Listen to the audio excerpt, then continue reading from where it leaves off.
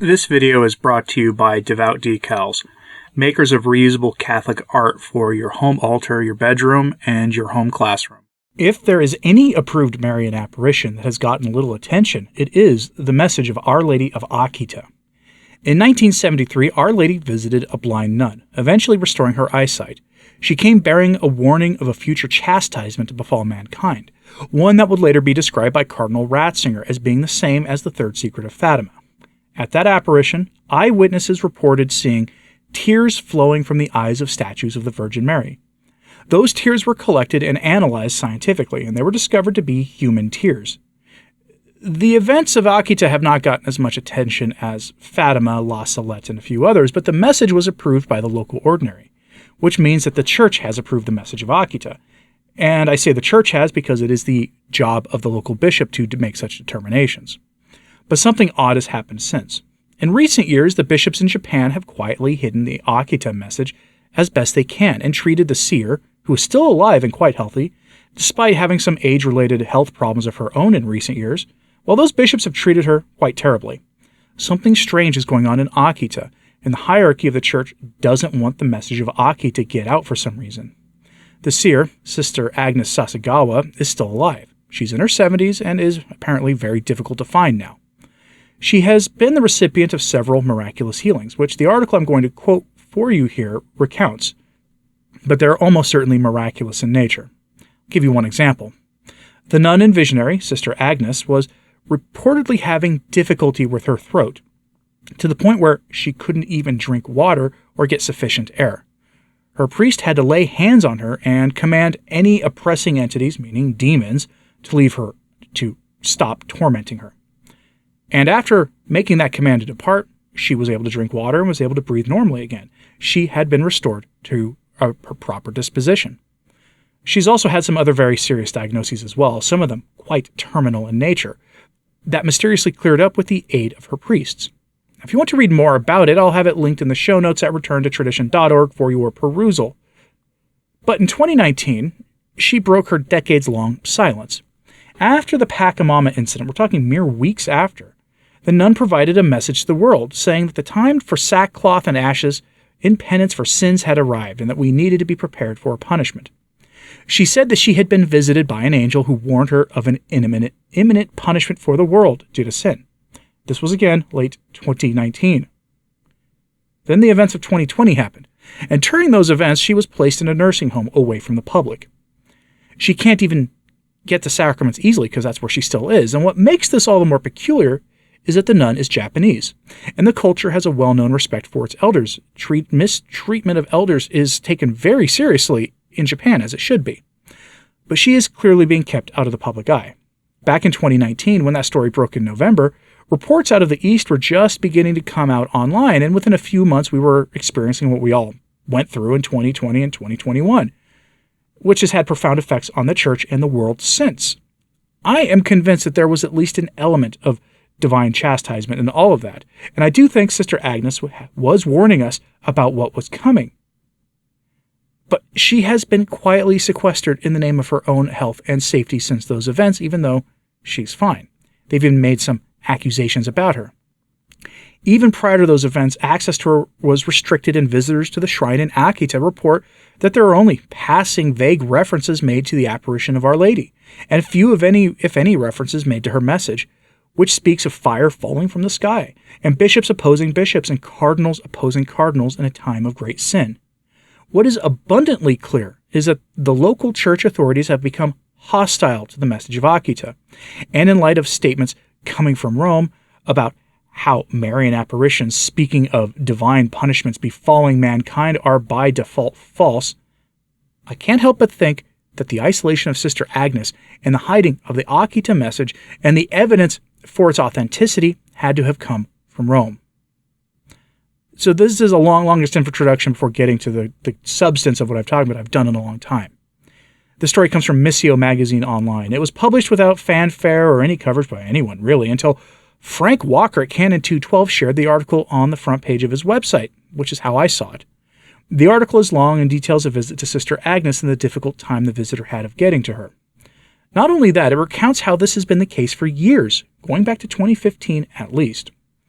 I am reminded of a video Michael Matt did a couple of years ago about Akita, where he visited the shrine and found almost no references to the apparition at all, and in general, how the place felt, well, pretty much like any other convent you might visit, despite the incredible things that happened there. But here's what we're talking about here. So from the article, quote, "The situation of Sister Agnes seems to beg a lot of questions. Why is Sister Agnes a living visionary of an important, approved Marian apparition, with a very powerful and relevant message for our times, being hidden away in an obscure nursing home? She, a consecrated religious, is not living with her religious community, where she can receive the sacraments on a daily basis. This is especially odd, since in Japanese culture, they take great pride in respecting and caring for their elders. In 2019, there was a controversial message that was attributed to Sister Agnes about the need to put on sackcloth and ashes and to pray the rosary in reparation for the events taking place in the church, and of course at the world at the time. It appears that some in the church would like us to forget Sister Agnes and the message of Akita. Is this on purpose? Some believe that Sister is being canceled and isolated by those in the church, who are the object of Our Lady's severe warnings at Akita about the work of the devil infiltrating the church, leading to, quote, cardinal opposing cardinal and bishop against bishop. Some may think that this is just an overheated imagination, but back in 2015, a gentleman reached out to church authorities regarding interviewing Sister Agnes for a video he was producing. He was told that he would be wasting his time, as Sister was not in her best mind anymore. He was not discouraged and pressed on, and was surprised that when he did meet Sister, she was of sound mind, and greatly offended that he was told that she was having age-related mind problems. Also, when we visited Akita in 2019, the sisters, none of whom were stationed at Akita during the apparitions in 1973 to 1981, behaved in an unusual way for a Marian shrine. For example, we asked in 2019 if one of the sisters would be willing to tell our group about the events that took place there, and they refused.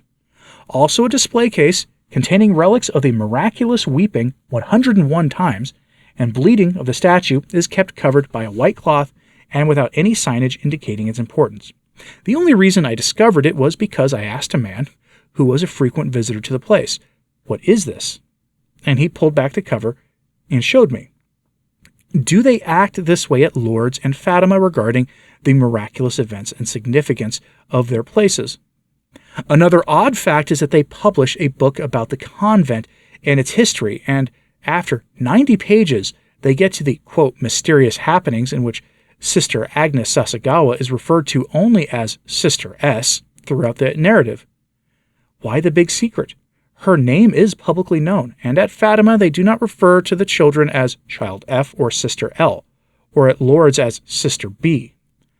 Cardinal Ratzinger, when he was the head of the Sacred Congregation for the Doctrine of the Faith, stated that the message at Akita was the same as Fatima, and provided further insight into the third secret. End quote. If you're not familiar with the Akita message, Cardinal Ratzinger, back in the 90s, said that the Akita message and the third secret of Fatima were essentially the same message. The initial apparition occurred in 1973, and there were events related to it that went on until 1981. And it was all later approved by the local bishop, meaning it has the full approval of the church. I will remind you here that Rome does not need to review Marian apparitions to determine their authenticity. That is the jurisdiction of the local bishop. If a local ordinary declares approves it or says to stay away, that's all that's needed. Now, in the late 20th century, Rome began to intervene in some cases that were pretty clearly false apparitions, but in Akita, they left the decision to the local ordinary, who approved the authenticity of the events at the convent. That means the approval stands, though I suppose a future bishop could in theory try to rescind approval, though that has never happened before to my knowledge, and the firestorm of opposition that would come from that would not be worth the trouble for him. So instead, they quietly suppress it, hide the artifacts. The surviving nuns and the bishops don't speak of the events, and the surviving seer is kept in isolation, far away from her community, in a total violation of the cultural norms of Japan, and in violation of basic decency. And I also did read once, several years ago, that most of the nuns who were there at the time have been quietly sent to other convents around Japan. But I don't think we should be surprised by this. I mean, There's a hostility to the Fatima message in Rome. That hostility has been there for decades, especially if we factor in the questions about the authenticity of Sister Lucia. Scientific analysis is supporting the claims that the Sister Lucia that was in public through, I think, 2005 was not the same Sister Lucia that was photographed in the 1950s. Some have disputed that, of course, but experts in photography, dentistry, facial analysis, and the rest say the two nuns just aren't the same person. And if you want to see more on that, I have an interview with the person leading the charge on that whole topic. Now, but add in the basic problem. The alleged message released in 2000 doesn't even remotely match the Akita message. Some, myself included, dispute the authenticity of what the Vatican released in 2000. And despite numerous attempted consecrations, the state of the world kept getting worse. Despite the alleged message being revealed as heaven-ordered, though very late, the state of the world gets worse. And now in 2019, another message, and that seer has been quietly hidden away from the prying eyes of the world. I will close this out on this. A few high-ranking cardinals who have all since passed away said that the third secret of Fatima was about an apostasy led from the very top of the church. I want you to think about that for a moment. And think about how that could lead to a divine material chastisement as described in the Akita message. We know that the third secret details events in the material world that can only be described as apocalyptic.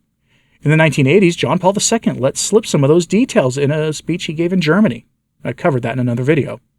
When combined with the Akita message, those details make sense. So why would Rome hide such a message?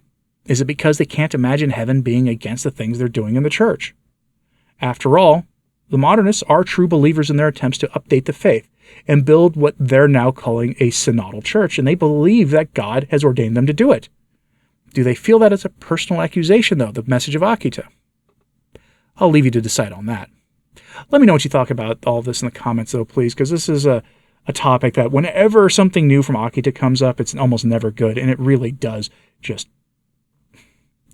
ruffle it really just makes me angry. So I'm trying to be, a little more calm than I was in a video I did last week. But let me know what you thought of all this in the comments, please. And like and subscribe if you haven't. It does help. So does sharing this on social media.